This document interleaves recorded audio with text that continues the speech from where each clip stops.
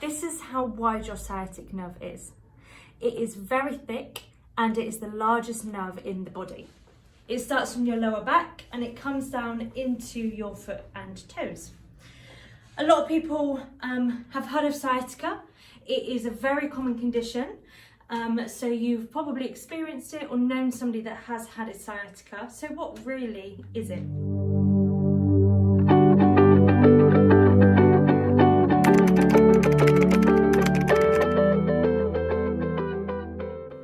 The sciatic nerve starts in your lower back on the 4th level down, so we call it L4, lumbar spine 4.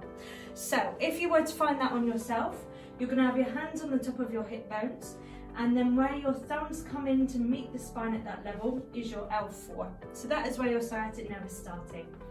It then comes down into your glute, and it actually comes out through the central part of the glute. So a lot of people experience pain into that area. It then courses down through the hamstring, into the calf, and into the foot and toes. So when you have sciatica, you can experience many different symptoms, and it doesn't have to be along the whole nerve. It can be patchy, so it can be at different areas of the nerve. So you may experience some pain in the back, you may only experience some pain into the back of the calf and into the foot, or into the glute, for example. So what you could experience is a dull, throbbing pain. You might experience sharp shooting pains, pins and needles, or even a numbness sensation throughout the leg. So why does sciatica occur? Sciatica can occur because you either overstretch or overpull that sciatic nerve in the leg, or it can happen because you injure your lower back. So things like heavy lifting, bending over quickly, anything like that could cause what we call a disc herniation or a disc prolapse. So this is where the disc comes out, compresses onto that sciatic nerve, and then that will cause you your symptoms. So I've got a couple of tips and tricks for you from Perfect Balance. So the first one is to make sure that if you experience this, you keep moving. So a lot of people have got our makeshift desks at home because we're all working at home.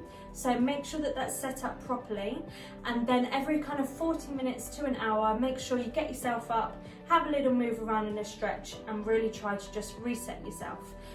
And hopefully that will help with the pain that you experience. So it doesn't have to be anything drastic. Maybe just go and make a cup of tea, get yourself up and do some bending forward and backwards if it doesn't cause you pain. And then see how that feels after that. Alongside that, we really need to try and pinpoint what actually is aggravating the symptoms. So what is making it worse, for us then to stop doing it and feel better.